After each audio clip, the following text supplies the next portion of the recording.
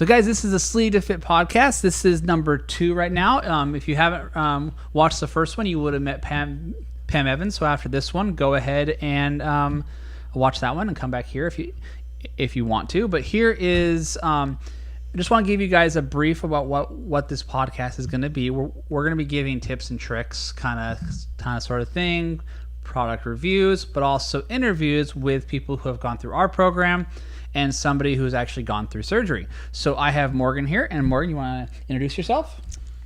Hi, I'm Morgan. I'm 40 years old. I've recently had the sleeve surgery about 7 months ago, and I've been working with Jonathan here at the program for almost that entire 7 months. Yeah. So pre-surgery, how much did you lose before? Did you lose anything before? About 35 pounds. So my top weight was about 350. With the pre-op program, I lost about 35 pounds through the clinic. Okay. And the pre-op diet. Good. And then since surgery, your weight loss has done, really well for 7 months out. How far? How much? So total weight loss, I'm down about a little over 120. So I've lost, about 75 to 80 through the program here with Jonathan. Yep. So that's actually really good. And we've been kind of doing, we've been using the scale and the Fitbit, like use the Apple Watch, but kind of tracking some stuff like that. So how has your weight loss been with your fat percentage versus your lean mass? Have you been tracking that? So last time we did it, I think you have lost, I think about 100 of it was all fat and about 20 of it was muscle. Okay. And actually for a female, that's actually very good. Okay. Males sometimes do a little bit better with the strength gains. It's just because of the makeup of their metabolism and stuff like that. So one thing we focused a lot here was getting your macronutrient profile dialed in to what you needed. Yes. And with it dialed in that way, did you ever feel hungry, starving, like you were missing out on food? No, I think the macros really help you feel full and satisfied for longer. Really trusted you on that and took a leap, and it made a big difference. Yeah, so we don't count calories. We don't even care about them because really it's fuel is fuel, what you're going to need. We kind of flipped it a little bit and we focused on macronutrients, carbs, proteins, and fats. And for you, you were eating well. Like, you weren't eating horrible food, so I really didn't have to change much. But really it was just adding a little bit more of the fat in and keeping the protein where it needed to be and just dropping the carbs down just a little bit just to make sure things were dialed in correctly. And you'd be amazed how shifting just a little bit would stimulate because you're gonna lose weight no matter what on this. So for the first 6 months, but it's what kind of weight? Do you want to lose all saggy skin, have saggy skin, and what causes that is your protein needs not being met. But the one thing is, if you are meeting your protein needs but your carbs and fat needs aren't being met, your body will steal from the protein. So we kind of talked a lot about that. So how it's still important to get those energy receptors, the energy building guys going, with also maintaining your protein needs, which is your building block for lean mass. So we just went on a walk and we talked a lot about walking, or how your life may have changed with surgery. So kind of elaborate a little bit on pre-surgery Morgan and post-surgery Morgan and see where we're at. Oh, pre-surgery Morgan. Really tired, having a lot of health issues, my blood pressure, pre-diabetic, really no energy at all. I'm a mother to 2 small children, so really realized I was missing out on a lot because I didn't have any energy to participate in our life as a family. I was tired all the time. Post-surgery, tons of energy. Yeah. Definitely one of those active moms that I've always wanted to be. We go on walks. We explore. We are active. We're busy. We're doing things that are, we do yoga. We do Just Dance. All those things that I couldn't do before because I was too tired. Yeah. So just the quality of life is so much better, and I feel better. Do you think it was the weight that was holding you back? Like the weight was what was making you tired, or the nutrition that you were doing was making you tired, or a combination of both? I think a combination. I think it was the size. I mean, when you're 350 pounds and you're walking around every day, you're carrying a lot of extra weight. It's exhausting. Plus, not feeling good, not eating good, not eating the right macros, so focus on calories and restricting calories, and then to change that mentality and adding in healthy fats to give you that energy, that's made a big difference too. So I think it's a little bit of everything. Yeah, I think fat gets a bad rap, and one thing is I've been kind of declared like the ketogenic style guy, but that's not really what I like to do. Because what I'm actually doing is I figure out, I have a starting point that I think everybody should start at, and then you figure out what your body's telling you it needs. You may find out that you need more protein, you may need less fat, or vice versa and stuff like that. So that's kind of how my approach was. But the main thing is, how do you feel? Are you feeling better? Do you have the energy you need? Do you have the ability to get up the stairs? Because like here at the office, where we shoot a lot of stuff and where we work out, there's a big flight of stairs up here. And you made a comment the first time you came here. What did you say? I said the first time I came to have a meeting with Jonathan, I was like, oh my gosh, I have to climb those stairs, really? And then today I just flew right up those stairs. Like, didn't even think about it. She got, like, usually most people say, John, you go first. And, but she hopped right on the stairs and ran the whole way up there. Yeah. And I even was like, you're doing good. Like, you were beating me, you know? So, like, so this is kind of like, as you get the energy and the weight comes off, if you fuel yourself correctly, you aren't losing much muscle mass, so you actually proportionally are gaining a lot. Like, I have one person who I shifted their macronutrient profile, and I also dropped how much they were working out by like 75%. And then they lost 9 pounds in 9 days pre-surgery. So they're like, and they're like, oh, it's all water weight and stuff. But I was having them get on the scale that was actually measuring their water weight and measuring their lean mass and measuring their fat mass. And as they lost 9 pounds of weight, but they actually lost 22 pounds of fat in those 9 days and gained muscle mass because they were depleting their body so much of its glycogen storages and stuff that it was having to steal from its protein needs to build them back up. So actually he was not building his muscle mass.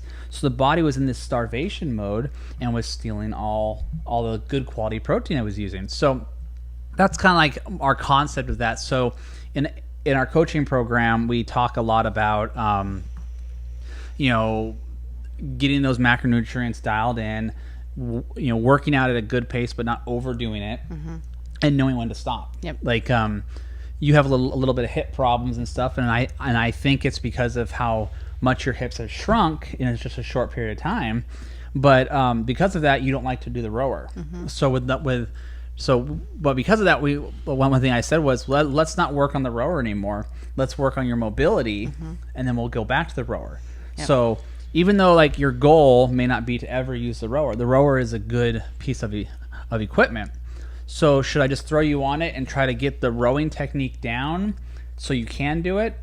I don't think that's the case, because I think what we should do is maybe get on every once in a while to kind of test and see how we're doing, but let's work on your mobility, working that hip joint out, working to get there and go from there. So sometimes... But I think that's part of the benefit of this program is that it's not a one-size-fits-all. Like, you really work to individualize each of these relationships. Like, so you get that benefit with part of this program as well. Yeah. So I think that's one of the main things is, and the other one is, let's talk a little bit about more of your post-op. So your kids are very active and running around. And what was your goal when you came to me your first time? You had a specific end thing that you were going to go do.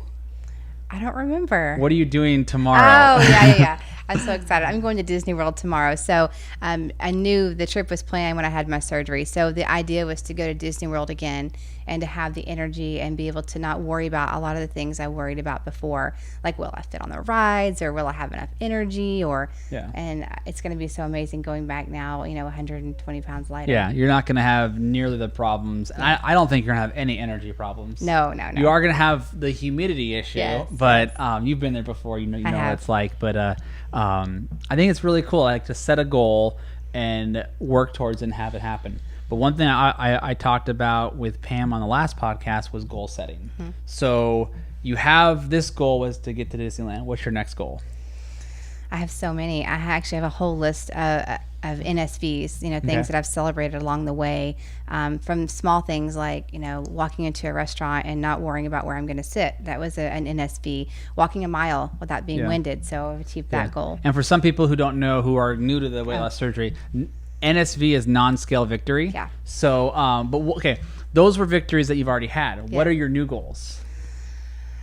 I don't know. Do a 5K is on there. So 5K. I think I'm doing the Spartan race with you. I think you are next year. That's on there. So, because I am big running a mile is really something I'm working on right now with you. Like, yeah. We've worked on actually being able to run again. So that's what I'm working on. So one thing is what I like to do, and what I've done ever since the start of surgery, was I set a 1 week goal, a 1 month goal, and a 1 year goal. So your 1 year goal could probably be the Spartan race. It's about 11 months right now, but so that was probably a good 1 year goal. And a 5K, it'd be good to have it be like in a month or 2 months and be able to do it, because and the turkey trot is a great one to do, because it's in the morning just before. Make your husband cook a little, and you go for the walk. Nice. And that's so I'm definitely doing that one this year. But then your 1 week goal, set them a few weeks ahead, but also don't feel scared if you don't meet it. You can always reschedule goals. The problem is if you don't have a new goal scheduled and you hit that that goal and you have nothing else, that's the problem. So what people, like a lot of people, what they have is they have I'm gonna reach this goal weight. Well, they reach it, and then what do? They go and they start eating bad foods, and they eat the wrong kind of way because they're celebrating. They finally made it. And then they look on the scale, and they're 15 pounds heavier by the time they just notice, well, you didn't meet that goal anymore. So that's why I don't like to do weight goals. And I really don't like to talk much about weight, because it is weight loss surgery or weight loss, but it's really life surgery. It's really trying to get, me and Pam are really trying to think of a new name for this. Like weight loss surgery I don't like, because it puts a stigma like you're having surgery to lose weight, so you're weak. And I don't like that. I like I wasn't weak. I had such bad advice and life traumas that happened that made it so my body wasn't efficient anymore. So having this surgery, the stomach reduction really only works for about 6 months. And then it's all metabolic and how you train your body. And I always talk about how weight loss surgery is not a tool. Everybody says it's a tool, but it's a toolbox. So it's what you put into the toolbox. I have a bunch of toolboxes in my garage that have nothing in them or the wrong stuff in them. Then I have, my wife gets me out in the garage and says, organize this crap. And I do it, and now it's organized and I can get to it. You need to be able to reach into that toolbox and grab the right tool. And that's what we want to do. So this is our second podcast. And anything else you want to add?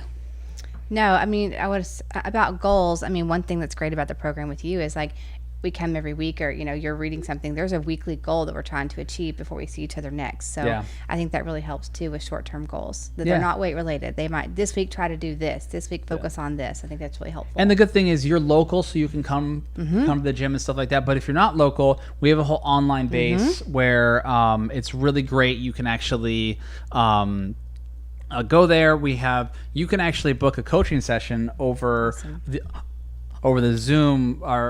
We use Zoom as our main servicer, but basically a coaching session, and we actually have courses and lessons you can do for weight loss surgery. So really, it's a good way to do it. And it's bariatricsupportonline.com. It's a really good setup, and we'll put a link on the bottom of this and stuff like that. But really, it's just a way to create a weight loss surgery community that's not tied to any one area. It really is just like, hey, what worked for you, what didn't work for you. But really, it's we build a house for you, you put the furniture in. That's the main thing. And the support is the most important thing, that meeting people, talking to people on the forums and the support groups online. So very important. We don't want it to be exclusive, only come to us. We want you to belong to as many forums as you want, but send people to us, we'll send people, that's how it should be. So this has been Sleeved2fit, brought to you by Bariatric Support Online.